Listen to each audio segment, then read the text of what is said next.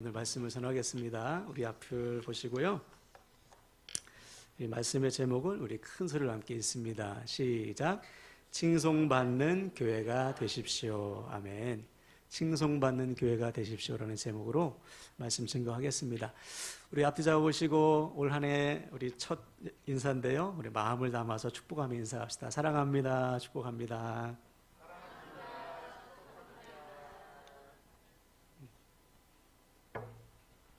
네. 오늘 새해 첫 주일 예배 동참하신 우리 모든 믿음의 가족들을 축복합니다. 1년이 52주일이죠.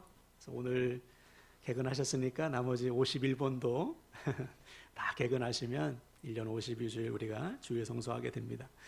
여러분, 하나님은 예나 지금이나 누구를 찾으시느냐? 예배자를 찾으셔요. 예배자를 찾으셔서 예배하는 사람들을 통해서 하나님의 선하신 일들을 이루십니다. 그 예배를 통해서 우리를 만나주시고요, 말씀하시며 우리 한 사람 한 사람을 새롭게 하셔서 우리로 하여금 하나님의 선하신 뜻을 이루는 인생으로 만들어 가시는 거예요. 바라기는 올 한 해 우리 모두가 하나님께서 찾으시는 예배자가 되시고 예배의 생명을 거셔서 예배 때마다 하나님 만나시고 하나님께서 부어주시는 은혜로 하나님의 선하신 뜻을 이루는 인생 되시기를 주님의 이름으로 간절히 축원을 드립니다. 오늘은 올해 우리 교회에게 주신 비전을 함께 나누겠어요. 다시 다 함께 앞을 보고 한번 보이시죠? 한번 선포해 볼까요? 시작. 세상이 칭송하는 교회. 네, 2024년 하나님께서 우리에게 주신 비전은 세상이 칭송하는 교회입니다. 이 땅에 교회가 많죠. 한 7만 개 정도, 7만 5천 개 정도 개신교회만 그렇게 있다고 해요. 물론 코로나 기간 동안에 많이 없어졌지만 한 7만 개 정도 있다고 합니다. 어떤 분들은 너무 많다, 교회가 너무 많아, 그렇게 말씀할 수도 있지만 이 땅에 아직도 구원받아야 될 영혼들이 많기 때문에 앞으로 교회는 더 생겨나도 괜찮다고 생각해요. 근데 문제는 뭐냐? 그 교회가 하나님께서 기뻐하시는 교회냐? 오늘 말씀의 주제처럼 세상이 칭송할 만한 교회냐, 이게 중요한 것이죠. 교회만 많이 있는데 하나님께서 기뻐하시지도 않고 세상이 싫어한다면 그런 교회는 있으나 마나죠. 그래서 2022년도에 한국 리서치라는 설문조사 기관에서 종교 호감도를 조사했어요. 우리나라 대표적인 종교를 딱 두고서 100점 만점을 기준으로 점수를 매기라고 했습니다, 사람들한테. 그 중에 그 결과 우리 개신교가 당당히 꼴찌를 차지했습니다. 점수는 100점 만점 중에 31점, 불교는 47점, 천주교 45점과 비교해서 턱없이 낮은 점수를 받았죠. 특히 19살에서 29살 때까지의 이 청년들은 26점을 줬습니다. 그러니까 청년들이 생각하기에 교회는 26점이에요. 목사는 몇 점 받았을까요? 33점, 꼴찌. 그러니까 대학교 성적으로 따지면 다 F학점입니다. 다 기독교에 대한 것은 다 F학점, 낙제점이에요. 그러니까 세상 사람들이 보기에 교회는 칭송받는 교회가 되지 못하는 것이죠. 물론 교회가 세상에게 이 칭송받는 호감을 준다는 것 자체가 그 자체가 좋은 것은 아니에요. 그죠? 세상이 교회가 좋아, 이것만으로는 교회 역할을 하는 것이 아닙니다. 오히려 주님께서 말씀하셨듯이 우리가 세상과 구별된 삶, 하나님의 자녀로서 믿음대로 살아갈 때 오히려 세상이 우리를 미워한다고 하셨잖아요. 세상이 너희를 미워하는 것은 나 때문이야. 즉 우리가 그리스도인 주님의 사람으로 살아갈 때 오히려 세상에게 미움을 당할 수가 있어요. 그런데 오늘날 교회가 이 세상으로부터 칭송받지 못하는 이유는 우리가 세상과 구별된 삶을 살았기 때문에, 믿는 자로서 거룩한 삶을 살아서 받는 미움이 아니에요. 오히려 구별되지 않아서 세상과 별반 다르지 않아서 받는 조롱과 멸시라는 사실을 우리가 알아야 됩니다. 그래서 우리 주님은 이미 우리에게 이렇게 경고하셨잖아요. 여러분 잘 아시지만 한번 앞을 보고 읽어볼까요? 마태복음 5장 13절 시작. 너희는 세상의 소금이니 소금이 만일 그 맛을 잃으면 무엇으로 짜게 하리요? 후에는 아무 쓸데없어 다만 밖에 버려져 사람에게 밟힐 뿐이니라. 그렇죠. 우리는 세상을 변화시키고 살려내야 되는 소금과 같은 인생입니다. 근데 우리가 만약에 맛을 잃어버린다면, 즉 세상과 구별된 삶, 거룩한 삶을 살지 못한다면 오히려 세상에게 밟힌다는 거예요. 세상의 조롱과 멸시를 당하게 된다는 것이죠. 오늘날 여러분 유럽교를 한번 보시면, 유럽 가보신 분 계시죠? 저는 아직 안 가봤는데 건물들은 으리으리하죠. 교회 건물들은 있는데 교회 안에 사람이 없어요. 건물은 있는데 성도는 없습니다. 교회가 박물관처럼 돼버리는 거예요. 옛날에 유럽 교회가 참 부흥했지. 18세기, 19세기 엄청났지. 영국도 엄청나게 부흥했지. 복음의 불이 막 유럽을 뒤덮었지. 근데 지금은 남아있는 것은 박물관과 같은 예배당 건물뿐이라는 것이죠. 사람이 없는 거예요. 왜 그렇게 됐을까요? 세상의 가치관이 교회 안으로 들어왔어요. 그러니까 교회가 세상과 다르지 않은 거예요. 교회에서 하는 말과 세상에서 하는 말이 같은 것이죠. 그러니 세상의 입장에서 볼 때 교회가 하는 말이 전혀 매력적이지 않은 것입니다. 들리질 않는 거예요. 실제로 제가 존경하는 목사님 중에 이재철 목사님이 계신데, 이분이 잠깐 동안 스위스 제네바에 가서 개척교회를 섬기신 적이 있습니다. 작은 교회를 몇 년 섬기셨는데, 그때 이 목사님이 지역교회 신문을 보다가 깜짝 놀라셨대요. 신문에 어떤 교회가 광고를 했는데 교회 안에 술집을 차렸으니까 청년들 교회 안에 들어와서 좀 술을 마셔라. 그러니까 청년들이, 제네바에 있는 청년들이 다 술집에, 클럽에 가 있으니까 교회 안에 클럽을 차린 거예요. 그래서 교회 안에 술 마시려면은 차라리 교회에 와서 마셔라. 그래서 술도 마시면서 복음도 듣고, 그렇게 해서 청년들을 전도하려고 내신 겁니다. 광고를 신문에. 그래서 이재철 목사님이 청년들을 데리고 갔어요. 거기를. 술 마시러 간 건 아니고 어떻게 만들었나 가서 보니까 예배당 가운데 가림막을 탁 쳐놓고 한쪽은 술집, 한쪽은 예배당을 만들었는데, 이 술집이라고 하기에는 너무나 좀 어설프고 예배당이라고 하기에는 너무나 서글프셨대요. 교회가 이렇게 됐나? 그럼 그 교회가 의도대로 많은 청년들이 교회 안에 들어와서 술을 마시면서 복음을 듣고 변화됐을까요? 천만의 말씀입니다. 얼마 지나지 않아서 교회가 문을 닫았고 교회 건물도 팔렸다고 그래요. 여기서도 보세요. 우리가 세상의 칭송을 받는 교회가 된다는 것은 단순히 세상이 좋아할 만한 교회가 되는 것이 아닙니다. 세상이 듣기에 좋은 말을 하고 세상이 좋아할 만한 것으로 교회 안을 채운다고 해서 세상이 교회의 말을 듣는 것이 아니에요. 그럼 언제 세상이 교회가 하는 말, 우리가 전하는 복음의 귀를 기울일까요? 우리가 세상과 다르게 살 때입니다. 세상과는 구별된 삶, 거룩한 삶을 살아갈 때 비로소 세상은 우리가 전하는 말에 귀를 기울이게 돼 있어요. 저 사람은 다르네. 우리와 사는 방식이 달라, 목적이 달라, 가치관이 달라. 무슨 말을 하는지 한번 들어보자. 이렇게 되는 것이거든요. 그래서 여러분 사도행전 2장에 보면 성령 받은 제자와 성도들이 복음을 전할 때, 사람들에게 복음을 전할 때 사람들이 깜짝 놀랍니다. 왜냐하면 제자와 성도들의 삶이 달라졌기 때문이에요. 이전에 어부들이 아니에요. 이전에 성도들이 아니에요. 말하는 것이, 행동하는 것이, 삶이 완전히 달라졌어요. 물론 그 중에는 쟤들 낮술 취했네, 새술 취했네 이렇게 조롱하는 사람도 있었지만 상당수의 사람들이 제자들과 성도들이 전하는 복음에 귀를 기울였습니다. 자, 그래서 어떤 일이 일어났는지 한번 볼까요? 사도행전 2장 37절 앞을 보고 읽겠습니다. 시작. 그들이 이 말을 듣고 마음에 찔려 베드로와 다른 사도들에게 물어 이르되 형제들아 우리가 어찌할꼬 하거늘. 그렇죠. 그들이 마음에 찔림을 받았어요. 이 말은 무엇입니까? 말씀이 들렸다는 거예요.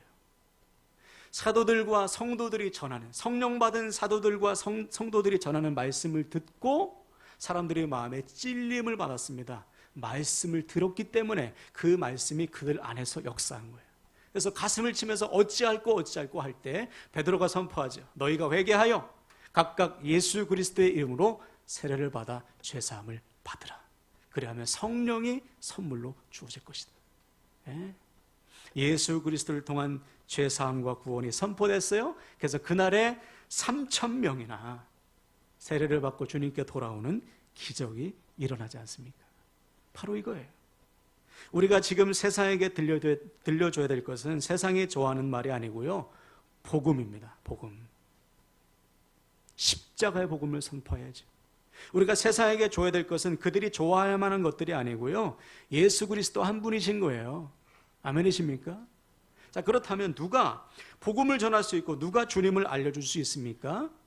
복음대로 살고 예수님과 연합하는 삶, 주님과 동행하며 살아가는 사람만이 자신이 만난 주님, 자신이 경험한 주님을 전할 수가 있는 것이죠. 한번 생각해 보세요. 우리가 복음대로 살지도 않고 예수님과 무관하게 살아가면서 아무리 복음을 전한들 누가 우리가 전하는 복음에 귀를 기울이겠어요? 누가 우리가 전하는 예수님을 믿고 싶겠습니까? 우리가 그렇게 살지 않으면서 오직 우리가 복음대로 살고 오직 우리가 주님과 연합한 삶을 살아서 주님을 경험하며 내가 경험한 주님, 내가 사랑하는 주님을 전할 때 그들이 우리가 전하는 말에 귀를 기울이게 되는 것입니다. 그래서 오늘 본문 47절 한번 보시면 사람들이 이렇게 반응했습니다. 초대교회 성도들이 복음대로 살고 예수 그리스도의 사람으로 살아갈 때 어떻게 반응했을까? 47절을 다시 한번 다 같이 읽겠습니다. 시작. 하나님을 찬미하며 또 온 백성에게 칭송을 받으니 주께서 구원받은 사람을 날마다 더하게 하시니라. 아멘. 칭송을 받았습니다. 교회가 세상과 다르게 살 때, 복음대로 살고 예수 그리스도의 사람으로 살아갈 때 세상은 교회를 칭송했고 교회가 전하는 말에 귀를 기울였어요. 그래서 그들이 교회가 전하는 복음을 듣고 주님께 돌아오는 생명의 역사, 구원의 역사가 일어났던 거예요. 그래서 여기서 말하는 칭송이라는 것은 헬라어로 카린이라는 단어인데 이 단어의 뜻은 칭찬, 인정, 호감을 말합니다. 세상이 교회를 칭찬했고 인정했고 호감을 가졌다는 거예요. 그래서 교회가 전하는 말을 듣고 그 복음을 듣고 주님께 돌아오게 되었다는 것이죠. 지금도 마찬가지예요. 하나님은 여전히 교회된 우리를 통해 복음을 전하십니다. 그러므로 우리는 여러분 어떤 교회가 되어야 돼요? 세상과 다를 바가 없는 맛을 잃은 소금이 되어서는 안 되죠. 반드시 세상과는 구별된 삶으로 세상이 칭송하는 교회가 되어야 합니다. 그때 비로소 세상은 우리가 전하는 복음에 귀를 기울이게 되어 있는 것이죠. 바라기는 올 한 해 여러분 우리 모두 세상이 칭송하는 교회가 되길 바랍니다. 그래서 우리 곁에 있는 사람들이 내가 전하는 복음에 귀를 기울이게 하는 인생 되길 바랍니다. 그때 반드시 우리의 삶에 구원의 역사, 생명의 역사가 나타나게 될 줄로 믿습니다. 자, 그럼 어떻게 할 때 우리는 세상이 칭송하는 교회가 될 수 있을까요? 네, 저절로 되지는 않겠죠. 오늘 본문에 그 답이 나와 있어요. 42절을 볼까요? 42절 제가 읽겠습니다. 그들이 사도의 가르침을 받아 서로 교제하고 떡을 떼며 오로지 기도하기를 힘쓰니라. 먼저 따라합시다. 힘쓰니라. 네, 여러분 우리가 칭송받는 교회, 영혼을 구원하는 교회가 되기 위해서는 먼저 힘써야 돼요. 무슨 말이냐? 가만히 있어서는, 저절로 있어서는 안 된다는 것입니다. 그래서 여기서 힘썼다는 것은 계속해서 전심전력했다는 거예요. 세상이 칭송하는 교회가 되기 위해, 구원받는 자의 수가 날마다 더해지는 교회가 되기 위해 교회가 힘썼다. 즉 노력 없이는 안 된다는 것이죠. 여러분 다시 한번 여러분 부탁을 드립니다. 올 한 해 우리 모두 칭송받는 교회가 되기 위해 힘을 다하시길 바랍니다. 자, 그러면 무엇에 힘써야 될까요? 엉뚱한 것에 힘써서는 안 되잖아요. 그래서 오늘 우리는 5가지 말씀을 나누겠어요. 짧게 말씀을 나누는데 첫 번째는 초대교회 성도들은 사도들의 가르침을 받기에 힘썼습니다. 여기서 사도들의 가르침이란 예수 그리스도의 말씀을 말해요. 사도들은 자기의 말을 전하지 않았습니다. 예수 그리스도의 말씀만 전했어요. 그들이 들은 말씀, 그들이 경험한 말씀, 보고 체험한 말씀만 전했습니다. 그래서 사도들이, 이 교회 성도들이 사도들의 가르침을 받았다는 것은 말씀대로 살기에 힘썼다는 것이죠. 그래서 그들은 말씀의 사람이 됐어요. 말씀이 그들을 변화시켰어요. 그 결과 세상이 그들이 전하는 말씀을 들었다는 거예요. 그러므로 우리가 세상이 칭송하는 교회, 영혼을 구원하는 교회가 되기 위해서는 말씀대로 살기에 힘써야 됩니다. 자, 그런데 오늘날 교회 가운데 말씀대로 살기 힘쓰는 사람들이 여전히 적어요. 예수님 시대나 지금이나. 무엇보다 말씀을 가까이 하지 않습니다. 여러분, 말씀을 들을 때 믿음이 생기고 말씀을 믿고 순종할 때 하나님을 경험하고 내가 순종한 말씀이 내 혼과 영과 관절과 골수를 찔러 쪼개어서 우리 삶을 변화시키는데, 말씀을 가까이 하지 않으니 믿음도 없고 말씀대로 살지 않으니 순종도 변화도 없고 경험도 없는 거예요. 믿음이 자라지가 않는 것이죠. 성숙한 믿음이 안 되는 것입니다. 총체적인 문제가 생기는 것이죠. 그래서 제가 오늘 이 시간에 여러분에게 정말 공개적으로 요청하는데요, 올 한해 우리 모두 말씀을 가까이 하는 교회 되길 바랍니다. 예. 말씀대로 순종하게 애쓰는 교회가 되셔야 돼요. 하루 4장씩 읽으면 일독합니다. 올 한해. 그래서 하루 4장씩 읽으면 여러분 15분, 20분밖에 안 돼요. 그 15분, 20분 동안 말씀을 통해서 하나님을 만나는 거예요. 그래서 여러분 1년에 성경을 다 한 번씩 읽었으면 좋겠어요. 요즘 어플도 잘 나와 있어서 그냥 성경 어플이 말씀을 읽어주잖아요. 우리 학생들 학교 갈 때 또 학교 올 때 말씀 읽으세요. 들으세요. 우리 부모 세대도 출근할 때 좀 말씀을 들으면 되잖아요. 시간 있을 때는 말씀을 펴놓고 읽고. 그래서 말씀을 가까이 하는 삶을 살아가야 됩니다. 그리고 거기서 끝나서는 안 돼. 읽고 덮어놓고 끝나면 안 되고 반드시 그 말씀대로 하루를 살아야 됩니다. 오늘 주신 말씀 붙들고 내가 이 말씀대로 순종해야지. 그때 그 말씀이 우리를 변화시키는 거예요. 경험하게 되는 것이죠.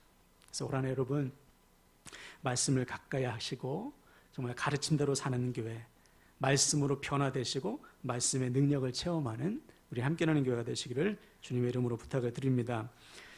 두 번째로 우리가 힘써야 될 것은 뭐냐면 믿음의 교제입니다. 초대교회 성도들은 서로 교제하기를 힘썼다는 것이죠. 여기서 교제한다는 것은 단순히 서로 친해진다는 게 아닙니다.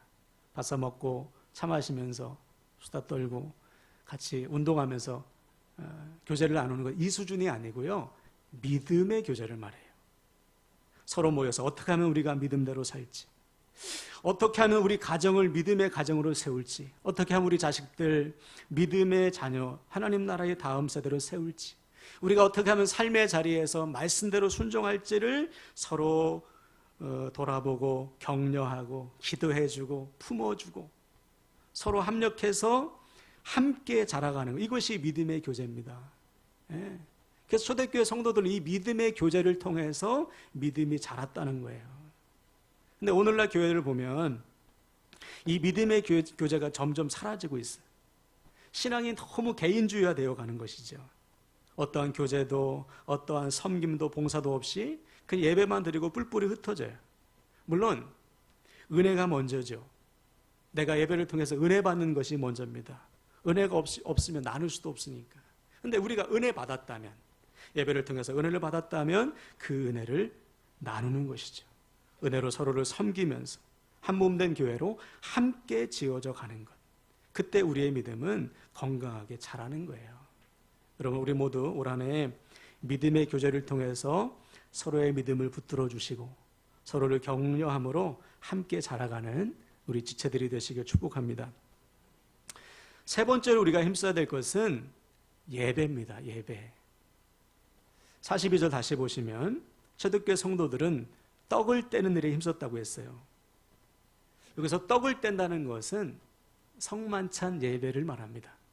초대교회 예배 형식은 성만찬밖에 없었어요. 지금처럼 뭐 찬송하고 말씀 듣고 이런 거 없이 그냥 성만찬 했습니다. 왜냐하면 주님께서 마지막 식사 때 야, 이 빵은 너를 위해서 내어주는 내 몸이야. 이 포도주는 너를 위해서 흘리는 내 피야. 이것을 먹고 행함으로 나를 기억해라. 주님의 죽으심과 부활을 성만찬을 통해서 기억할 것을 명령했거든요. 그래서 성도들은 모여서 빵을 먹으며 떡을 떼며 포도주를 마시면서 주님의 죽으심과 부활을 기억했다고요. 이것이 예배였어요. 자, 같은 내용이 46절에 나와 있습니다. 제가 읽을게요. 날마다 마음을 같이하여 성전에 모이기를 힘쓰고 집에서 떡을 떼며 기쁨과 순전한 마음으로 음식을 먹고. 그렇지. 그들은 성전에 모여서 예배했고요. 집에서도 예배했어요. 이렇게 함께 모여서 예배함으로 함께 은혜를 누리고 그 은혜로 주어진 삶을 감당했던 것이죠. 자, 그래서 47절 초반부 보시면 그들은 늘 하나님을 어떻게 했습니까? 찬송했다. 그들의 삶이, 상황이 찬송할 만해서 오늘 좋은 일이 있으니까 하나님을 찬송해야지, 이것이 아니고요. 오히려 그들은 고난 중에 있었잖아요. 유대교로부터 고난받고 로마의 압제 아래에서 믿음의 고난을 받는 중에도 그들은 늘 찬송했다. 이 힘이 어디에서 나왔다는 것입니까? 예배에서 나왔다는 것이죠. 그렇게 예배할 때 세상이 교회를 보고 칭송했다는 거예요. 여러분, 올 한 해 우리가 예배의 생명 거시길 바랍니다. 가정에서 예배하시고 교회에서 힘써 예배하시고 삶의 자리에서도 하나님을 찬송하셔서 우리 곁에 있는 사람들이 우리의 예배를 통해 하나님을 경험하고 우리가 세상에 인정받는, 칭송받는 예배자가 되시기를 주님의 이름으로 간절히 축원을 드립니다. 네 번째로 우리가 힘써야 될 것은 바로 기도입니다. 기도. 여러분, 기도는 말씀과 더불어 우리 믿음의 양쪽 날개예요. 믿음이 오른쪽 날개라면 기도는 왼쪽 날개입니다. 무슨 말이냐? 하나님은 우리에게 말씀을 통해 믿음을 주시고 기도를 통해 말씀을 깨닫게 하시며 말씀대로 살아갈 수 있는 힘을 공급하시는 거예요. 그러니까 말씀만 갖고는 안 돼요. 기도만 갖고는 안 됩니다. 말씀과 기도가 같이 가야 되는 것이죠. 그래서 기도와 말씀으로 거룩해진다고 말씀하시잖아요. 그래서 바울은 뭐라고 명령합니까? 쉬지 말고 좀 기도해라. 쉬지 말고 기도해라. 왜? 기도를 멈추는 순간 하나님과의 관계가 끊어지기 때문에 그렇습니다. 기도를 멈추는 순간 우리 영적인 호흡이 멈추기 때문에 기도를 통해서 하나님을 깊이 만나는 그 시간이 우리의 삶을 결정하는 거예요. 그래서 여러분, 기도 역시 훈련이 필요합니다. 많은 분들이 기도 생활에 실패하는 이유는 뭐냐면 기도할 일이 있을 때만 기도해요. 문제가 있을 때만 기도하고. 내가 기도하고 싶을 때만 기도합니다. 그러면 안 돼요. 기도는 우리의 삶 자체가 돼야 되는 것입니다. 그래서 우리 주님은 본을 보여주셨잖아요. 새벽에 기도하시고 밤에 기도하시고 매일 정해진 시간에 기도하셨습니다. 우리도 마찬가지. 올 한 해 여러분, 우리의 기도가 정해진 시간, 정해진 장소에서 기도하는 기도의 훈련이 시작되길 바랍니다. 혹시 기도가 멈추신 분이 있다면 정신 바짝 차려야 돼요. 사단은 누구를 건드리느냐? 기도를 멈춘 사람입니다. 기도하는 사람은 건들 수가 없어요. 기도가 멈춘 사람을 사단이 흔드는 것입니다. 의심을 주고 염려를 주고 상황에 눌리게 해서 하나님을 떠나게 만드는 거예요. 반면에 기도하는 한 사람을 통해서 한 민족을 살리시는 분이십니다. 제가 예전에 전도사 시절에 시간의 11조 운동을 한 적이 있어요. 우리가 물질의 11조만 드릴 것이 아니고 시간도 주님께서 우리에게 주신 주님의 것이니까 하루의 시간을 하나님 앞에 드리자. 그래서 24시간이니까 24시간에 10분의 1, 2시간 정도는 내가 하나님을 만나는 그 시간에 좀 집중하자. 혹시 어떻게 2시간씩이나 기도할까? 걱정하시는 분이 계신데 여러분, 2시간 드라마 금방 보시잖아요. 우리 학생들 2시간 게임 금방 지나가죠. 2시간이 아니라 정말 20분만이라도 하나님 앞에 엎드려서 기도하는 그 시간을 통해서 우리의 삶이 결정된다니까요. 정말 하루에 20분만이라도 여러분 기도하세요. 정말 20분만이라도 하나님을 깊이 만나는 그 시간이 우리를 살리는 것입니다. 그래서 이 시간 여러분에게 당부하는데 오늘부터 매일 시간과 장소를 정해서 기도를 통해 하나님을 깊이 만나시고 또 모든 일, 범사에 기도함으로 하나님께서 부어주시는 능력을 누리시기를 주님의 이름으로 부탁을 드립니다.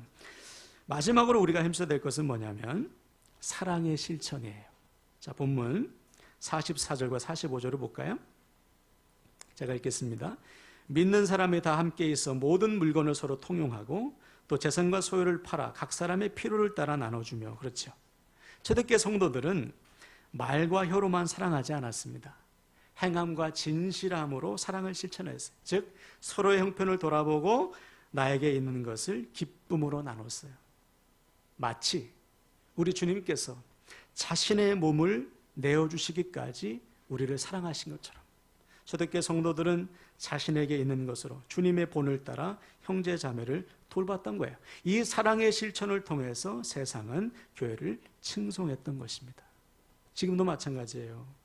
여러분, 우리가 사랑을 실천할 때 세상은 우리를 통해 사랑의 주님을 보게 됩니다.